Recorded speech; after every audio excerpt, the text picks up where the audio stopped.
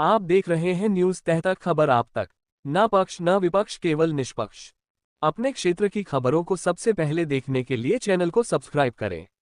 बुलंदशहर, करोड़ों की नई मेडिकल इमरजेंसी, खुद बदहाल, टपकती छत और टूटी टाइलों ने खोली पोल।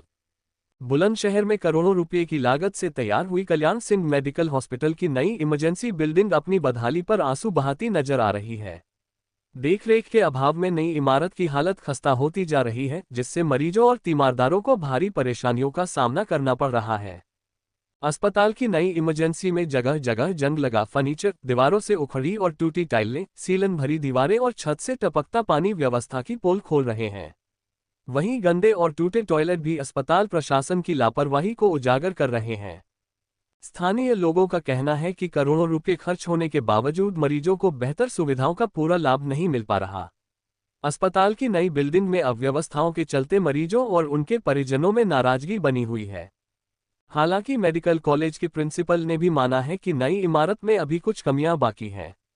उनका कहना है कि कार्यदायी संस्था को खामियों से अवगत करा दिया गया है और संस्था ने जल्द सभी कमियों को दूर करने का भरोसा दिया है।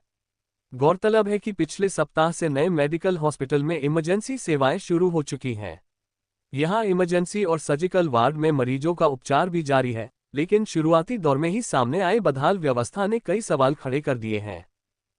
अभी मेडिकल हॉस्पिटल करीब एक हफ्ता पहले चालू हुआ है, तो हमने इमरजेंसी के 30 बेड का एक एयर कंडीशन वार्ड स्टार्ट किया है। इमरजेंसी ओटी स्टार्ट की है, वो ग्राउंड फ्लोर पर है, वो पूरी फंक्शनल है।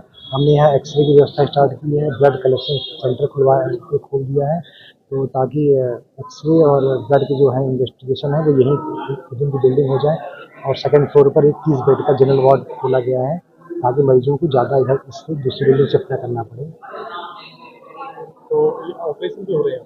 हाँ, इमरजेंसी ओटी पूरी तरह फंक्शनल है, मॉडुलर ओटी है और वहाँ ऑपरेशन स्टार्ट हो गया है। जैसे कि नया हॉस्पिटल बना है, लेकिन अभी क्या है कि अभी बनते बनते टाइल्स पड़ रही हैं, छत पे पानी टपक रहा है और जो बिजली की वायर है वो कम पड़ी हुई है, तो ये कहीं ना कहीं एक हादसे का न्योता दे रहा है, क्योंकि नई बिल्डिंग है। हाँ, नई बिल्डिंग है, तो जैसे जैसे बिल्डिंग काफ़ी दिन से बंद थी, चूँकि अब स्टार्ट हुई है, तो हम लोग कार्यदायी संस्था से कहे जा रहे हैं कि जो जो चीज़ें नई नई बिल्डिंग फंक्शन हो रही थोड़ा उखड़ रही है, उनको ठीक कराने को उन्होंने आश्वासन दिया है और वो कर भी रहे हैं कि जो भी चीज़ें उखड़ रही हैं या फंक्शन में थोड़ी इधर उधर हैं, उनको वो ठीक कर रहे हैं, पर डे के हिसाब से ठीक कर रहे हैं। क्या लग रहा है, घटिया सामग्री लगाएगी जो खर्च नहीं, होने के? नहीं घटिया तो नहीं लगाएगी, लेकिन वो कई बार जो बिल्डिंग काफ़ी दिन तक बंद रहती है, उसमें कुछ कभी बंदर आ गए थे, कभी कुछ आ जाते हैं, वो चीज़ें खींच रखा उन लोगों ने, तो अब वो कोशिश की जा रही है, क्योंकि बिल्डिंग बहुत दिन से यूज़ में नहीं थी, तो इसलिए ऐसा हो रहा था, लेकिन अब चीज़ें ठीक किया जा रहा है। कितने मंजिल तो देखने में आया कि बेड वगैरह जो है, जो कुर्सी जो पड़ी है, बेंच पड़ी है, तो ज़्यादातर पुरानी नजर आ रही है। हाँ, अभी जो तो नई हमारे 200 बेड का वो हुआ, टेंडर हुआ, वो कंपनी से हमने कहा हुआ है, वो जल्द से जल्द सप्लाई कर दी। 200 नए बेड हमारे यहाँ आने वाले हैं। तो पहले भी यहाँ पे जो आए हैं बेड वगैरह, वो नए आए थे या पुराने ही? नहीं नहीं, बेड अभी तो पुराने ही सारे हैं, जो कि हमने पुरानी केएमसी जो बिल्डिंग थी, जो पुराना था, उनसे हमने शिफ्ट किया है, क्योंकि वो बिल्डिंग काफ़ी बुरी अवस्था में था, तो हमने जो नई बिल्डिंग स्टार्ट करना था, तो हमने यहाँ स्टार्ट करा, सारे पुराने ही भी हैं। लग रहा है कि अभी मरीजों के लिए अच्छी व्यवस्था यहाँ पर है। हाँ, मरीजों के लिए अच्छी व्यवस्था होगी, जैसे नए बेड आएंगे और नया सब कुछ होगा, तो और अच्छी व्यवस्था होगी जो अभी है। लेकिन हम बस यही है कि हमारे ग्राउंड फ्लोर पर ही, चूँकि एसी है, सेंट्रल एसी है, तो सेंट्रल एसी का दूसरी फ्लोर पर दे पाएंगे, बाकी ऊपर सब कूलर लगवा रखा है और वाटर कूलर लगवा रखा है, तो जगह जगह पानी की व्यवस्था है। आरओ से, सेंट्रली आरओ है, तो पूरी बिल्डिंग में आरओ से पीने का पानी की व्यवस्था है। तो ऐसा भी है कि इसमें कहीं से पानी आता है, और जो कई जगह मैंने देखा वार्ड में सीलिंग जो है वो नीचे टूटी पड़ी है। हाँ हाँ, वो बंदरों ने कोई पाइप तोड़ दिया था, चूँकि ऊपर से तो लगातार फ्लो हो रहा था, तो हमने कार्यदायी संस्था से कह के वो सब बंद करवाया है, जो कि अब उम्मीद कम है कि वैसा व्यवस्था होगी। कई बार वो बंदरों के उत्पात से उन्होंने कई बार बिल्कुल टॉप फ्लोर पे कभी नीचे कभी कहीं तोड़ देते थे, तो उससे वाटर फ्लो बना रहता था। अब जो बिल्डिंग यूज़ में है, तो बंदरों का थोड़ा उत्पात कम है।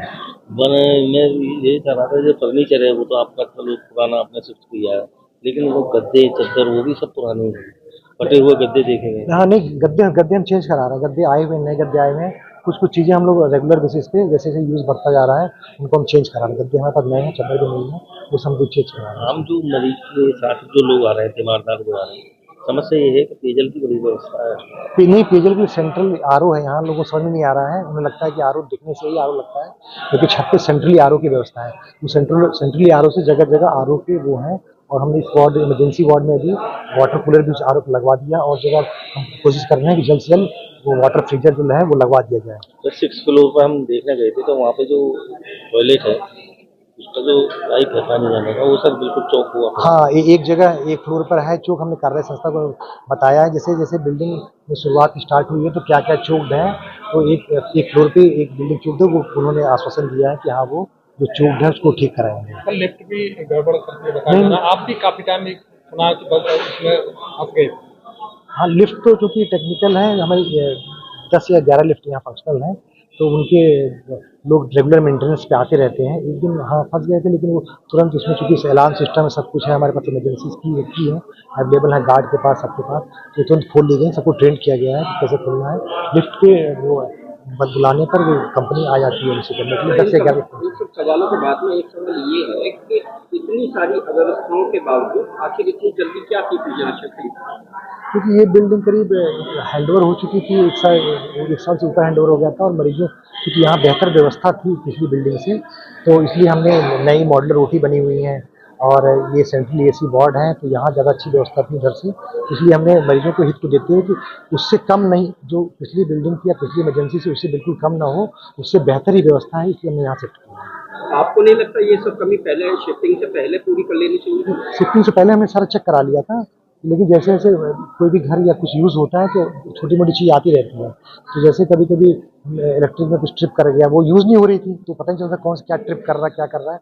जैसे जैसे चीज़ें यूज़ होने लगी हैं, तो कभी कोई ट्रिप कर रहा है कुछ कर रहा है, तो वो मैं कार्रवाई संस्था से कह के ठीक करवा रहे हैं।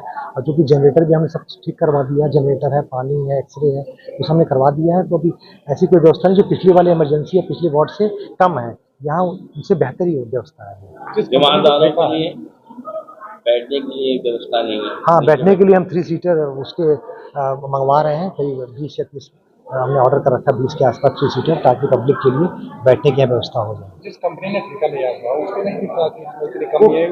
कंपनी का जो ठीक था वो 1 साल उनका पूरा हो गया है जो भी था, फिर भी वो अपनी कार्य संस्था लगी हुई है, क्योंकि उनका 1 साल का जो वॉच पीरियड था वो पूरा हो चुका है, तो इसलिए अब वो हमारे कहने पे अपने उसको हमें कुछ जो चीज़ें कमी वो ठीक करा रहे हैं।